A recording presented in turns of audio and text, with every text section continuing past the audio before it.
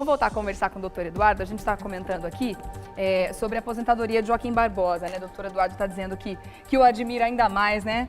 Pela coragem de sair num momento como esse, né? Dando exemplo pra gente aqui. Aliás, a própria história dele a gente pode considerar um exemplo, né, doutor Eduardo? Você sabe que o homem sábio é aquele que não se prende à cadeira, não se prende ao poder. Isso é vaidade, né? Ele, na verdade, ele é uma pessoa vaidosa, o Joaquim, mas é o vaidoso do bem, sabe aquela pessoa? Não é aquele vaidoso que, na verdade, o único objetivo é aquele. É óbvio que todo mundo tenta, né?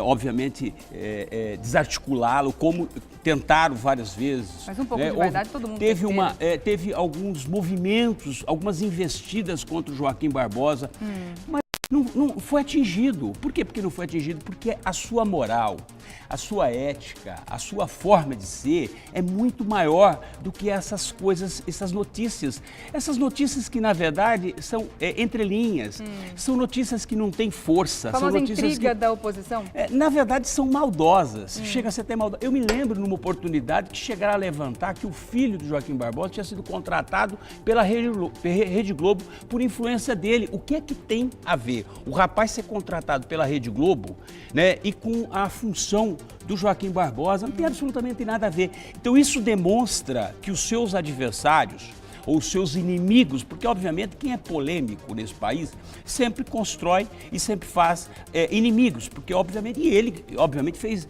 muitos inimigos, só que inimigos não são inimigos do bem, são inimigos do mal, porque os grandes amigos do Joaquim Barbosa é toda a nação brasileira, são todos os brasileiros que sem um homem fazer um dia de campanha sequer, sem anunciar sua candidatura à presidência da República, ele tinha 15% dos votos.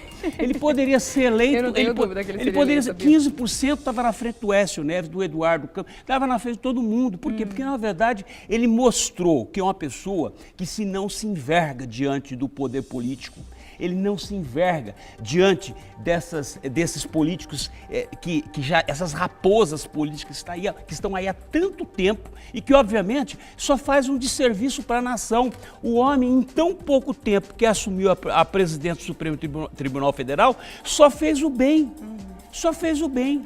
Então, obviamente, é um homem que eu vou falar para você, com toda honestidade, se o Joaquim Barbosa fosse candidato, eu votaria e faria o meu trabalho durante 3 anos para ser cabo eleitoral em São Paulo. Eu iria fazer campanha para o Joaquim Barbosa, porque é um homem digno, é um homem que o Brasil precisa. Né? Porque o Brasil não precisa dessas raposas políticas que estão aí. E a tal história, né? A própria história dele, como eu estava dizendo, também é um grande exemplo para muita gente. Uma história de um vencedor, na verdade. Ele é de família pobre, né? A gente pode dizer que ele veio da base mesmo, estudou em escola pública, se formou com louvor, quer dizer, um estudioso, um interessado, um apaixonado pelo Brasil, a gente pode considerar assim, né, doutor Eduardo? Então, eu acho que a própria história dele já conta quem ele era. O Joaquim Barbosa, ele é o exemplo de brasileiro. Por que eu estou dizendo? Saiu de Minas Gerais, de uma cidadezinha pequena, foi para Brasília, né, foi lá ser funcionário de uma gráfica, né, estudou, fez direito na Universidade de Brasília, fez concurso público, passou pelo seletivo. Ele tinha um sonho, ele queria ser diplomata, ele queria estudar na Rio Branco, mas pela cor da pele e pelo preconceito, ele foi obviamente banido desse processo de escolha, que seria um grande diplomata, que representaria como embaixador em qualquer nação, em qualquer país. Aquele tipo de pessoa que faria diferença onde estivesse. Estudou na França, o homem fala francês, fala inglês, tem várias, é poliglota, ou seja, é um homem que efetivamente poderia estar à frente, como presidente da República dessa nação, do Brasil, e obviamente faria muito bem a sua função, melhor do que todos esses que passaram por aí, entendeu? Ele seria, talvez, melhor do que o presidente Fernando Henrique, acredito que seria, e olha que eu sou fã do Fernando Henrique. Sou pela sua postura, pela sua inteligência, pela forma de ter conduzido esse país, entendeu? Pela lisura dele, né? E não estou falando negócio de partido político não, mesmo porque eu não sou filiado a nenhum partido político. Né? O único partido que eu me filiaria era o Joaquim Barbosa, que eu faria, obviamente. E é um grande, e vou falar para você, é um grande, e eu acredito que ele assuma um ministério, o Ministério da Justiça talvez, se eventualmente qualquer outro candidato fora o PT, porque obviamente do PT ele está banido, né? Ou seja, está banido.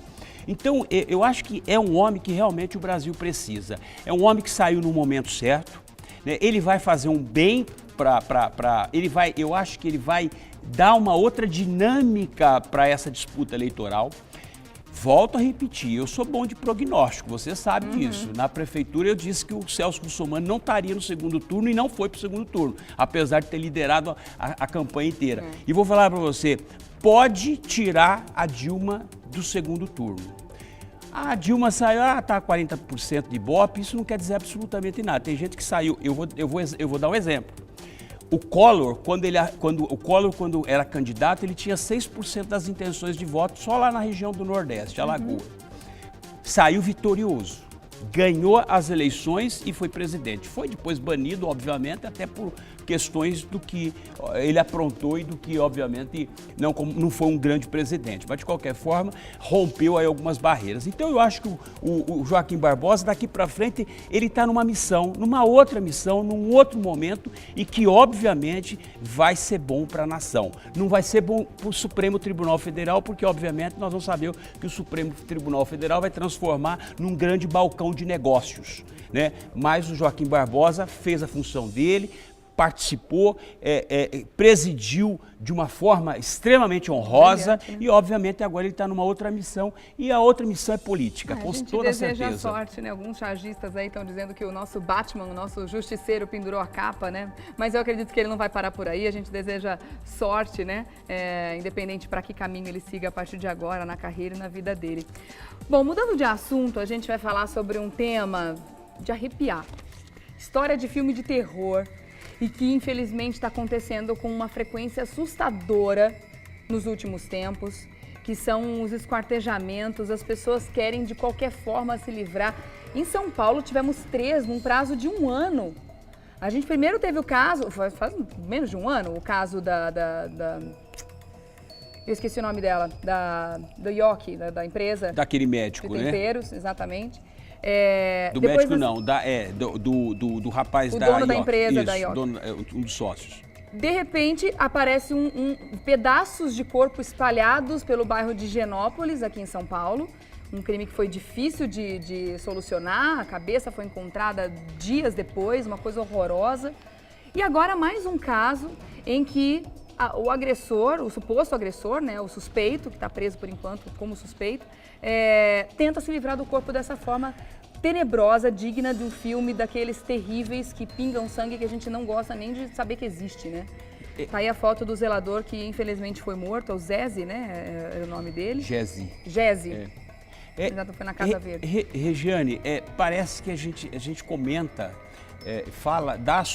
eu dou minha posição aqui e as pessoas acham que nós temos uma bola de cristal. E na verdade nós não temos, na verdade nós vamos pela lógica, pelo aquilo que a sociedade está caminhando. Pelo rumo que a sociedade está tendo. E quando eu sempre digo isso, você está cansada de ouvir, o telespectador também está cansado de ouvir, o nosso diretor está cansado de ouvir, eu sempre digo, os crimes praticados hoje não são diferentes dos crimes praticados há 100 e poucos anos atrás. Ou seja, eles têm o mesmo modus operandi, ele tem a mesma crueldade, ele tem o mesmo perfil, porque os criminosos não mudam. Os criminosos, eles agem com requintes de crueldade. Agora, recentemente, nós tivemos em um estado que eu não me lembro agora, um rapaz que matou outro com uma serra elétrica. Correu atrás, uma serra elétrica, matou o rapaz semana passada, ou 2 semanas atrás. Foi agora, o mês passado. E ontem nós tivemos um publicitário, tivemos lá no Rio Grande do Sul, a madrasta que matou o garotinho lá do Bernardo em Porto Alegre. Porto Alegre, né? Acho que foi Porto Alegre. Na cidade do interior. Enfim, o pai também concordava, o moleque foi lá para a justiça, pediu ajuda, pediu socorro e a justiça não deu socorro, deu o garoto nas mãos do seu algoz, né? Ou seja, E agora nós vimos, esse final de semana, essa barbaridade aconteceu, ou seja, um zelador que entrega a correspondência, ou seja, acaba tendo um conflito com um dos moradores, os moradores simplesmente mata, leva para Praia Grande, ou seja, retalha o corpo inteiro, né, esquarteja o todo e começa a fazer um churrasco, né? Porque na verdade estava lá fazendo na churrasqueira, onde ele usa para os finais de semana na Praia Grande. E a polícia chega e obviamente encontra aquela cena, que é uma cena de filme de Hollywood, né? Um filme de terror. Você sabe que o filme de terror não tem nada mais trash do que isso. O ser humano, ele perde, a cada dia que passa, parece que ele perde os neurônios, parece que ele perde a capacidade de raciocinar, a capacidade de saber aquilo que é cruel, aquilo que efetivamente vai atingir o outro. Então, comete essas atrocidades e que aí, obviamente, você, com a divulgação, com a mídia hoje, é óbvio, leva para todos os cantos desse país e do mundo, sobretudo. Mostra nas vésperas do quê? Nas vésperas da Copa do Mundo. Então, o Brasil não dá bons exemplos, né? O Brasil, na verdade, só tem dado maus exemplos para o Brasil e para o resto do mundo. Isso é mais um caso, né? E mais, se você for avançar um pouquinho mais, pegar as estatísticas dos últimos tempos, a ONU mesmo soltou aquele relatório há 2 meses atrás, onde mostra que o Brasil comete 11% de todos os homicídios no mundo inteiro. Que loucura, não? Né? São 70 mil pessoas que foram mortas. Nos últimos 10 anos, nós tivemos, dobrou os índices de homicídios na região norte e nordeste. Lugar que era pacífico, que era o Pará, regiões como do norte, que eram super pacíficas, não, se modificaram, se transformaram. Ou seja, os bandidos estão à solta, os bandidos estão, obviamente, cometendo os crimes. E aí, o homicídio, obviamente, é sempre o vilão. O homicídio, as pessoas estão sempre voltadas e sempre tem um olho mais crítico para a questão de homicídios. Né? São turistas que são mortos em plena luz do dia nas praias do Rio de Janeiro. Então, em São Paulo, né? Ou seja, no Nordeste. Então você vê que realmente nós não temos bons exemplos para dar. Hoje uma das cidades, Alagoas, por exemplo, é o estado que é extremamente violento. E você tem políticos como Renan Calheiros, Fernando Henrique, que não dão exemplo politicamente. Então o que acontece? É óbvio que você acaba copiando aquele que está lá, no Congresso Nacional. É por isso que a política ela repercute diretamente, influi na decisão das pessoas. Por quê? O que acontece? Pega uma pessoa como esse Eduardo, eu xará, mas infelizmente, né? Podia ter outro nome, mas chama Eduardo. Vai e um publicitário que deveria dar exemplo, que trabalha com marketing, publicidade, trabalha com gente, né? Trabalha com pessoas.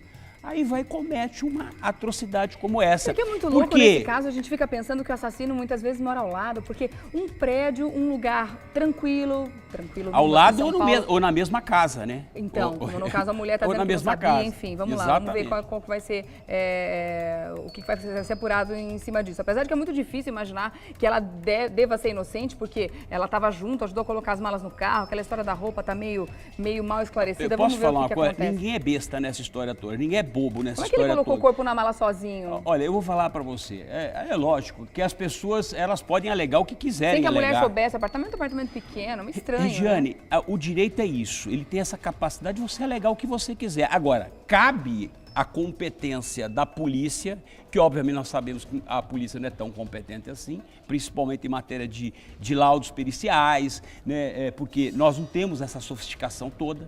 O Brasil O Brasil ele está há 20 anos atrás, em matéria de, há 2 décadas atrás, em matéria de apuração de crime, de forma científica, de forma pericial. Então, obviamente, muito mais coisa. Agora, também vou falar para você, a quantidade de crimes que o Brasil tem, não tem perícia que dê conta. Isso eu posso te garantir para você. Tanto é verdade que o número de punições ela é bem baixa. Ou seja, a cada 10 crimes de homicídio que ocorrem, você consegue chegar ao resultado, à condenação de 1 ou 2, não mais do que isso. O que mostra a incompetência do país na condução da investigação desses crimes. É verdade. Então é óbvio, nós temos, não vai parar. O crime de homicídio não para. Né? Ou seja, vai migrar, os bandidos migram como já migraram e vão continuar migrando. O que tem que ter são políticas públicas de prevenção, que obviamente nós não temos. E não temos esperança que isso aconteça nos próximos anos. E como eu ia comentar em cima desse caso ainda, para a gente concluir, o que é muito doido de pensar que às vezes o inimigo, ou o assassino, o homicida mora ao lado, às vezes na mesma casa, né? Porque parece que as pessoas... A gente vê um cara como esse, um pai de família, um publicitário, casado, uma vida aparentemente normal e de repente comete um crime como esse, a gente não sabe o tipo de motivação, claro que não existe motivo para isso, mas as pessoas estão vivendo no limite da razão todos os dias. Eu imagino que o nível de estresse, infelizmente, que a gente vive, não é para justificar, obviamente, isso não se justifica, mas a gente não tem mais qualidade de vida e as pessoas não valorizam mais a vida como valorizavam um tempo atrás. Eu até queria comentar uma notícia que eu vi hoje de manhã, que foi negligenciada uma questão dentro de um ônibus no Rio de Janeiro. Um homem começou a passar mal, era um fotógrafo, e o motorista do ônibus parou em frente a um hospital e saiu correndo para pedir socorro naquele hospital, que tinha um homem passando mal, quase morrendo dentro do ônibus. O hospital virou as costas, disse que não tinha como atender aquilo ali. Não deixa de ser um homicídio, o homem está morrendo, eles negam um atendimento. Então, quer dizer, não existe valorização à vida nem das pessoas que deveriam cuidar dela. Claro que aí a gente entra num outro assunto também, o caos na saúde pública, o colapso completo da saúde pública, mas era um hospital de referência, do coração, inclusive, no Rio de Janeiro. Quer dizer, não existe mais cuidado com a vida. Isso é muito triste. E eu não sei como voltar atrás nisso, como é que a sociedade vai fazer para voltar atrás. Tem um ditado que eu sempre utilizo: o paciente melhora com a atenção. Quando você não dá atenção ao paciente, ele morre. E a sociedade brasileira está morrendo. E vou falar para você, até para concluir, o mais grave desse caso do zelador de ontem, esse final de semana, é que ele é pai, o algoz aqui, ou seja, a pessoa que está sendo acusada, que obviamente é o executor, né? Ele é pai de um garoto de 12, 13, 14 anos de idade, que estava dentro da casa no momento. E o que eu imagino que ele devia estar dentro do carro, inclusive com o corpo lá. Isso é uma coisa que me arrepia só de pensar, porque se eles entraram todos juntos no carro e foram, o pai foi para Praia Grande, a mãe não sei para onde foi com o filho, mas o transporte foi feito, todo mundo junto ali.